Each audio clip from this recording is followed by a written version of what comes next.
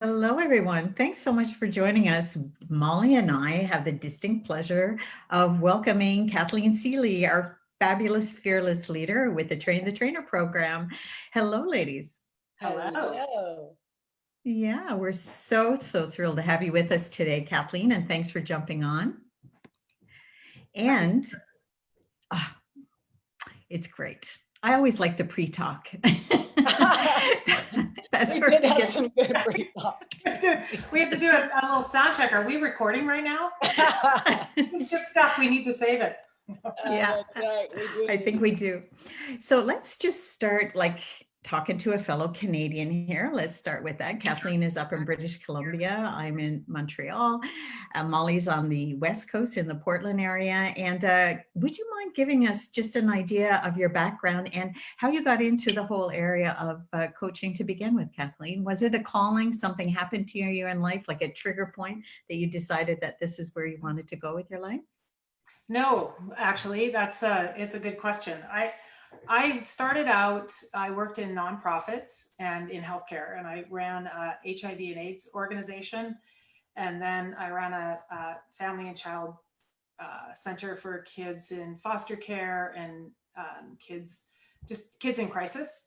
And I also ran the Hospice Society, and we fundraised to build a hospice house. So my background really is in healthcare.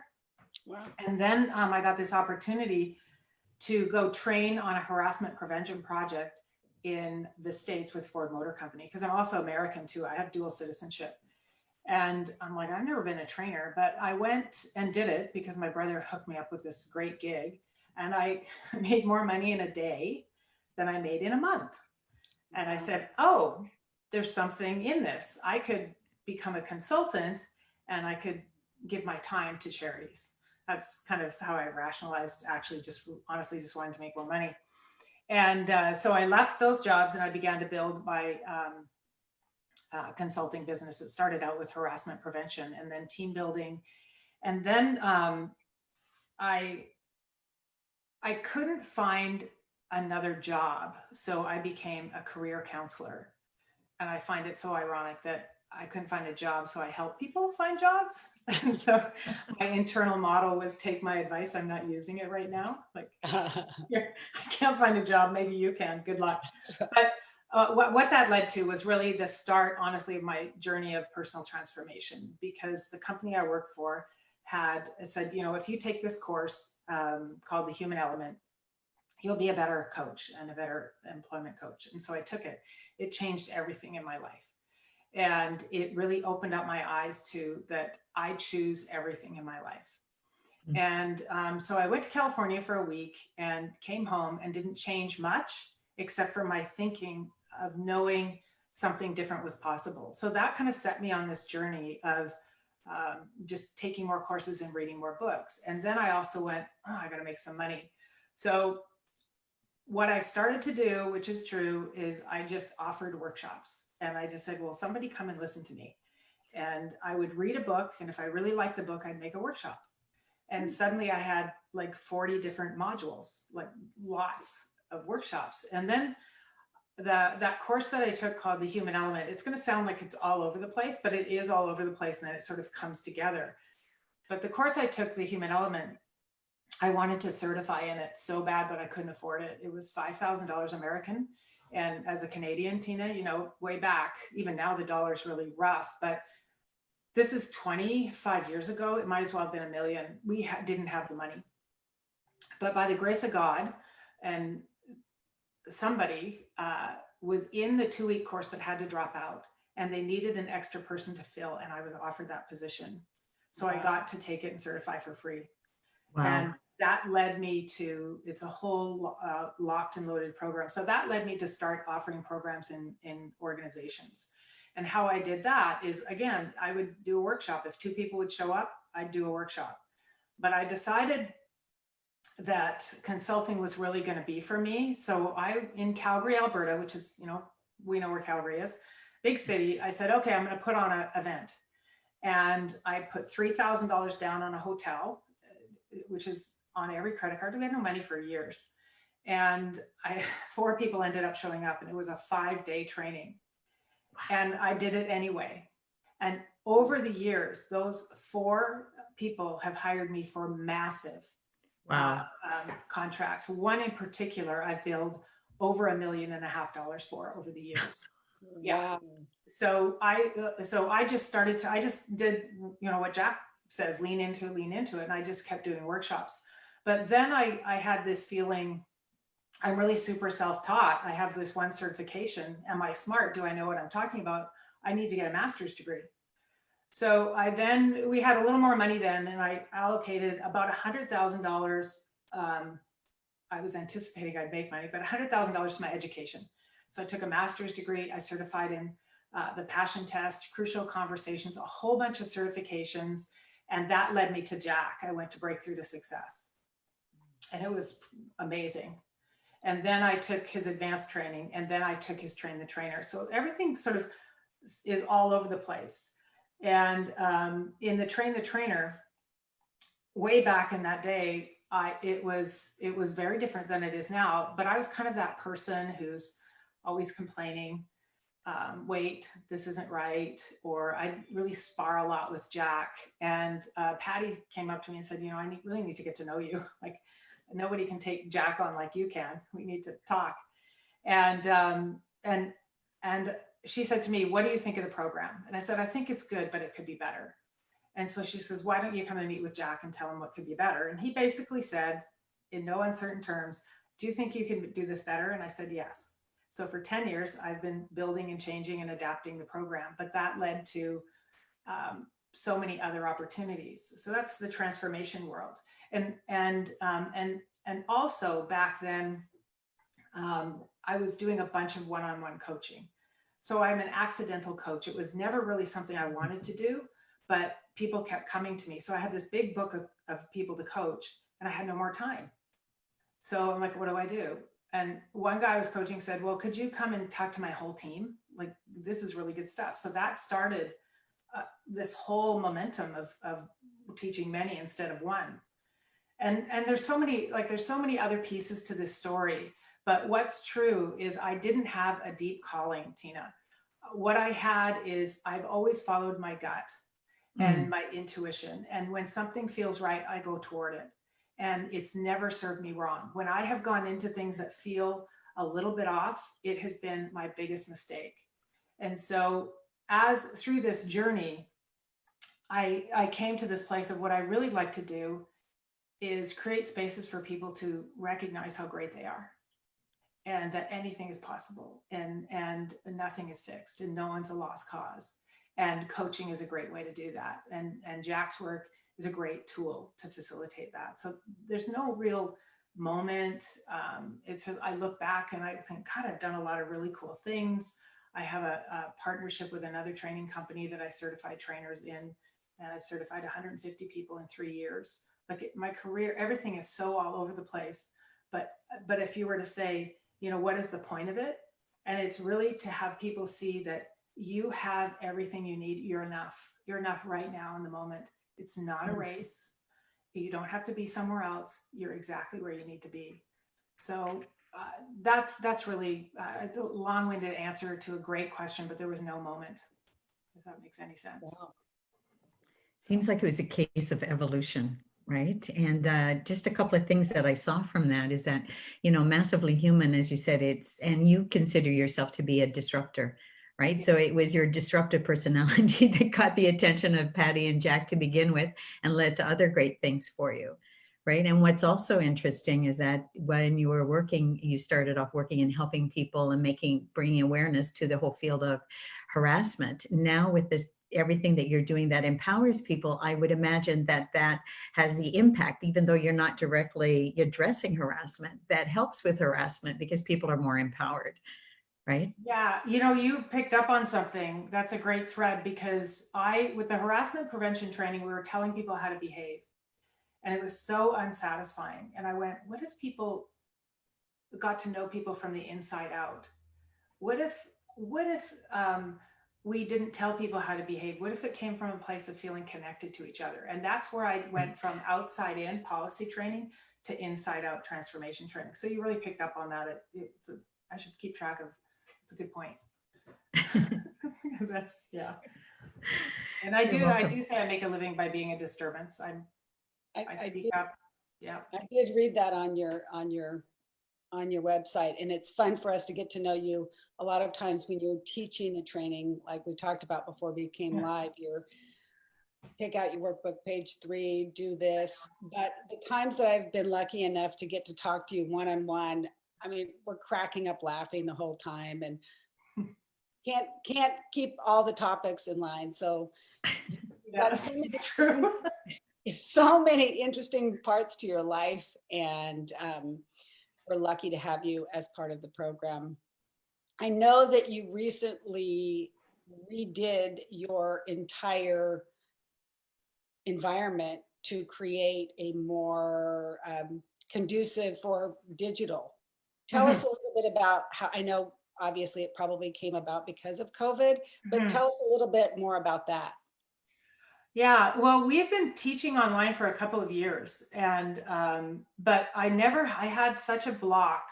I didn't believe that you could really do good transformational work in a digital space, and then COVID hit, and I'll be honest, like for the last couple of years, I've like felt like I just want to be home. I want a relationship. I want a dog, and yet I'm busy at work, and some people are don't have enough work, so you know don't feel bad, like be grateful kind of thing, like my own head stuff. But when COVID hit, it was like this opportunity to reset, realign, reimagine, and redesign my business and my life. And what I realized, I was exhausted from the travel. I mean, right before COVID, I was in New Jersey, New York, San Jose, Seattle, and Washington, D.C. And I came home a week later, the world shut down. So I was in every hot spot. I didn't get it. I don't, you know, thanks God. But I just took it very seriously. And what we did is, instead of pining over it, like we had we took about a week and went, oh God, what are we going to do? I lost a huge contract, like a couple $100,000. It's gone. And it's like, because I have staff, and we just said, okay, let's reimagine it. So we put all the money that we would have put into traveling, and we bought really good camera equipment. We spent maybe around $20,000 setting things up to have a studio. And this isn't my studio, by the way. This is my desk, because I have a person who does it, and I don't know how to run the equipment. Go figure. So, but what we did is we just started to offer just smaller experiences to test it out, to say, okay, I wonder if people can really connect on an intimate way. And the big tell was the train the trainer. When we converted the train the trainer, to be honest, I think I'm kind of getting off track for your question, which happens. But we wanted to see how can we create an experience where people can feel connected, but really learn the content. And what we found was that this space, you can't disengage. When you have like this, you can't disengage. So it was better in that regard. So that was the first step that kind of wiped me off of thinking this isn't possible. And then I just converted all my clients online, and I've done my intensive leadership program with my client eBay, and it was profound. And because they can't travel, we did 3 time zones. They had massive transformational experiences. So the big thing was, honestly, Molly, was just changing my mind about it. I just thought it wasn't possible. And someone who 5 minutes ago said anything is possible, nothing's fixed, I really had a block. And I feel like I can have a life again, to be honest. We've really converted. You're doing a good job of showing us how E+R=O and control the response to an event that none of us can control. And part of that response was changing your mindset. So good for you. Yeah, and this other piece about it is about this whole recovery and back to normal. People are talking about recovery back to normal, and it's like, to me, it's so sticky. It's like, I don't want to recover. I don't want to go back. I want to go forward. And if I want to go forward, I have to lead the way. I have to say it's possible and get rid of my own stuff around it. and just take some risks. We took some financial risks, but also some other big risks was saying to my biggest client, like, we can do this, we can make this happen, and we had to deliver. Right. So a train the trainer student who's now works for me co-taught that session with me. So it was pretty cool. Oh, that's so, well, you're an amazing leader to all of us. So thank you for leading the way. Oh, wow. Well, thank you. What are some other questions? Like, what do you want to know? We want to know what you don't want to tell us. I tell you, I'm an open book. I'm an open book. It is true that people, the impression train the trainer students get of me is that I'm very serious, because I do hold this, that I hold it together, and I forget to show up as fun. And it really comes out more in the live environment, because there's so many things going on behind the scenes. But I appreciate you being able to kind of see, I think she might be fun, you know. And you two who decided, who really gave the idea for Andrea and I to set up those coffee talks. It's just like, we do have to get to know each other personally, because I am a really approachable, fun, sensitive person, even though my spirit animal is a porcupine, because I'm kind of prickly on the outside, but I'm super tender in my big fat underbelly. But I do give off that energy. So, you know, if any of you feel that, tell me, soften up. Yeah, like I said, I've had the opportunity to speak with you several times outside of that group, and you're far from a porcupine. You're very loving and always there to point me in the right direction, and just come up with amazing ideas and accepting of no matter what comes at you. So I can tell you that you're not a porcupine. Thank you. So Kathleen, it's a tricky balance, right? When you're keeping together like a strong group of people together like that, and leading them in a training, whether it's people from Train the Trainer or from the other consulting groups that you have. Like, and for all the trainers out there, do you have any particular advice on that? Like, one thing that I'm getting from you, that I've learned from you as well, is that yes, there's a time to be serious and hold it all together. And then there's a time for humor, right? And I think that's one of our biggest tools as trainers, right? Because that really makes people feel, it relaxes everybody to begin with. So you can more easily flow, you know, into what the teachings are, to receive them, as well as, you know, to exercise them. But other than that, or even with that, are there any particular tips that you can give to the trainers out there after all these years of experience? Yeah, a couple of things. I think it's really important to be strategically polarizing. And what I mean by that is everyone isn't going to like you. So show up as you. And what you say might offend one person, and it'll inspire another person. And I have multiple examples of that. But the more I show up as me, the less I have to remember how to be. And like, I speak a lot on Jack's stage with Breakthrough to Success, and I talk very openly about my like my son's drug abuse, or my own journey. And some people, well, one person in particular was so offended last year by me, who I am, being a lesbian, and she thought it was super disrespectful to say that on stage. And I just said, well, I mean, there's a long story to it. I'm happy to share it at some point if someone wants to hear it, because it was really good. At the end of it, she came up to me and said, you know, what I've done is I've judged people, because I loved everything you had to say until you said that one thing. And then I decided I didn't like you anymore. And I just said, well, that has nothing to do with me. And it's okay. You don't have to like me. I'm really comfortable with who I am. But where else does that show up in your life? You know, does this happen with other people? And so she thought about that all week. And she came up to me and said, you know, I do this. And I said, well, it's breakthrough to success. Why not like break through? Like, why not just see if it works? Like, try something new. Come for a walk with me in the morning. Every morning I was walking with the group, and she showed up, and I couldn't believe it. And then it was a wonderful experience, but I'm kind of skipping through the story because I want to get to the end. Is at the party, the end of the evening week party, she came up to me and she said, you know, like, I really want to know how it is you kept it together when I came up and totally insulted you. in front of people. And how did you do that? And how did you know what to say? And I said, because I felt the same way as you. And I said, I have judged people so much in my life, and I found myself alone. And I realized that no one is one thing. And the more I show up as me, the more you get to know me, and you don't have to like all parts of me. And that's the same for you. And I said, if you spot it, you got it. So as a trainer, the more authentic you can be and the more real you can be, you'll get followers who want your message. And if you're pretending to be something else, it's really hard to keep up with that. And I think the only guy, honestly, of these leaders, transformational leaders, that can stay neutral or vanilla ice cream is Jack. Like, he's the only one that can pull off being neutral because his work resonates with everyone. Right.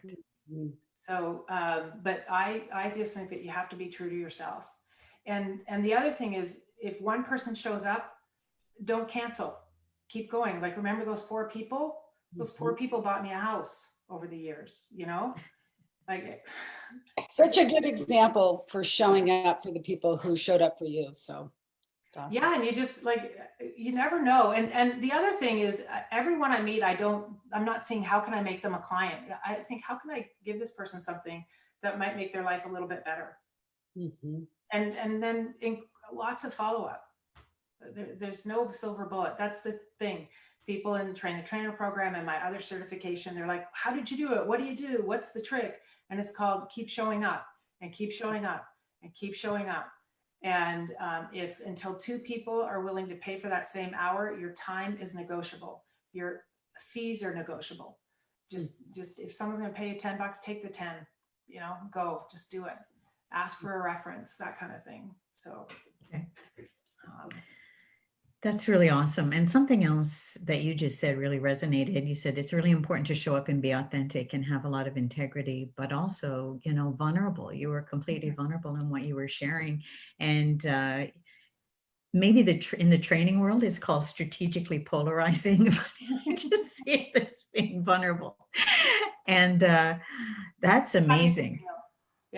Yeah. I mean, I used to have people, like, imagine coming up on the stage after Jack Canfield, and nobody knows I'm going to speak. They come to see Jack.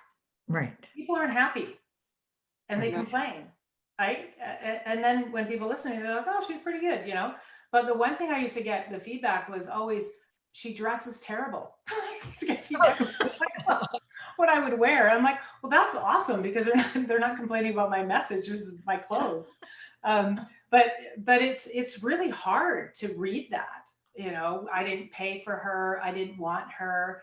And then Jack would just say, you know what, you're on my stage, I believe in you, you're here for a reason, just keep being you, just keep being you. He always say to me, just keep being you, that's why you're here.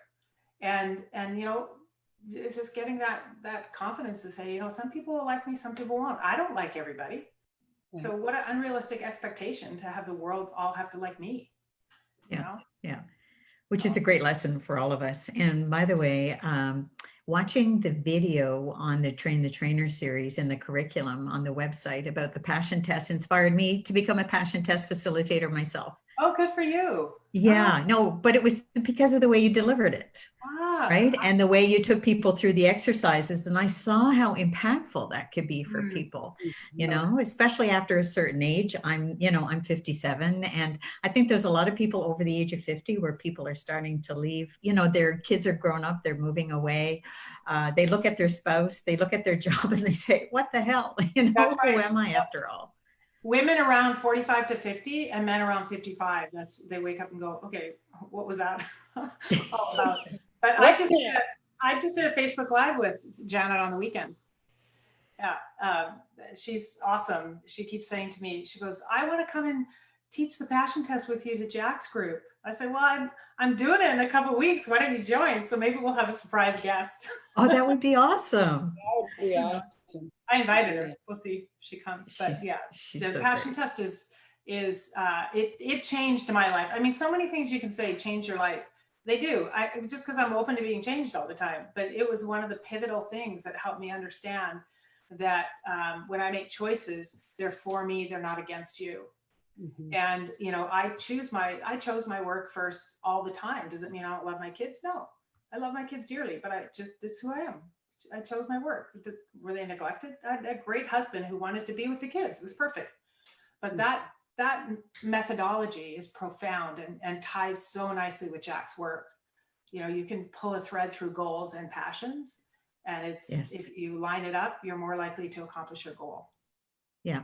Yeah. So I didn't It's know great. And it's a great help when it comes to decision making, right? If you're always choosing in favor of your passions, you can't go wrong, right? Yeah, and I translated it into the corporate environment, and I teach it to people for how to make decisions and prioritize their workload. Right. So that's, I mean, there's so many. I like to change things. When I get them, I kind of go, oh, we could do something different. I've created nothing new, original, but I'm an editor more. I can make things better. So Tweak it. yeah. Well, coming up in a week, is it a week that we have our week-long training? Yeah.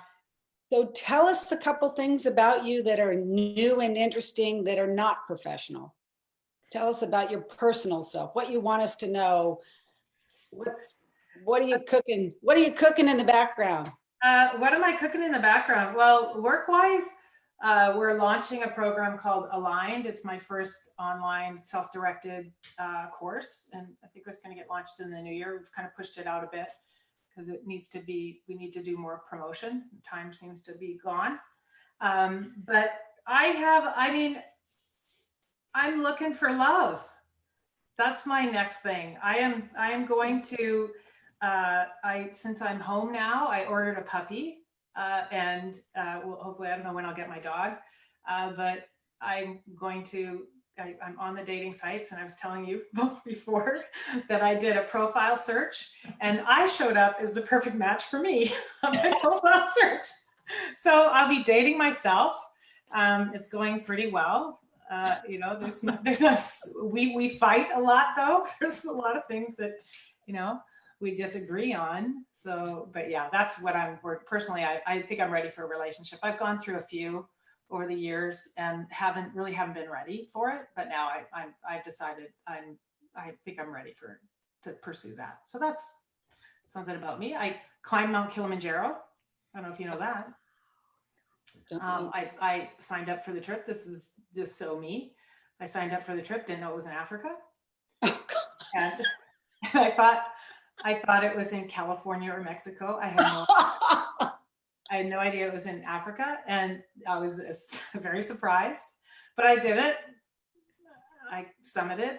So I did those kinds of things. I did a 10-day Vipassana meditation retreat because I was so critical of meditation. So I thought, I'm going to climb the Mount Everest of meditation. Last summer, I went to Costa Rica and did ayahuasca for a week. That was a trip. Literally a trip. Yeah. So I'm open. I'll try anything 3 or 4 times to make sure I like it or not. But yeah, I don't know what else. You know, Tina has a love and sync dating site, so you'll have to hop on there and maybe you'll get someone different other than yourself as a profile. Yeah. We'll have to talk about my unique profile. Yeah. It's so interesting. You know what? I was listening to something from John Gray the other day. You know, John Gray, men are from Mars, women are from Venus. Yeah. So what he said, I didn't know this before, Kathleen, and just the fact that you just stated that you're open for love and you're looking for love, it raises, as women, it raises our estrogen levels. So it makes us more attractive, whether we believe it or not. So if we're saying, I'm so busy, I don't have time for love, then your heart is closing off and you're actually reducing your attractiveness to, to a potential partner. I love it when things are explained scientifically, you know? Yeah, that makes sense to me. You know, Mhm. that totally makes sense to me because I think thoughts become things for sure. And and I'm open. So, if you have any friends? Every sense of the way, you're ready to roll. Yeah, my friend and I, we're gonna put it on Facebook. We decided that you guys know us the best, so find us a partner. Well, we're so thankful that you came on with us Yes. today, Kathleen. I know it's been a little tough scheduling because you've had so many things in the work, but like I said, you're an inspiration. The way that you pulled the program, you pivoted, you've kept everybody together, Yeah. always coming up with new ideas, like you said, tweaking things. Okay, that doesn't work. Let's try this. Super approachable. So kind of you to come on with Tina and I today. And Anytime I have time.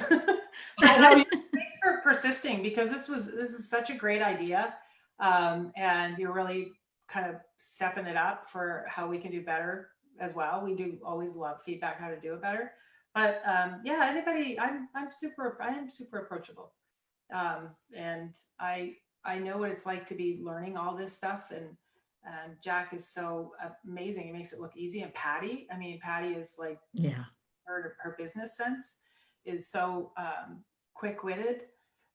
But honest to God, Andrea, behind the scenes, she's really the one who holds it all together. I'm not gonna lie. I mean, you saw me, I was gonna be late for this call. She organizes it. I just get to take the glory. So, but thanks for having me. It was fun. And I know we went longer than normal, but it was worth it. It was. Yeah. So Thank you. a lot of fun. Yeah. Totally awesome. Thank Okay. you, ladies. This was a lot of fun. Okay. Bye, everyone. See you next week. Yeah. Okay, Bye. take care.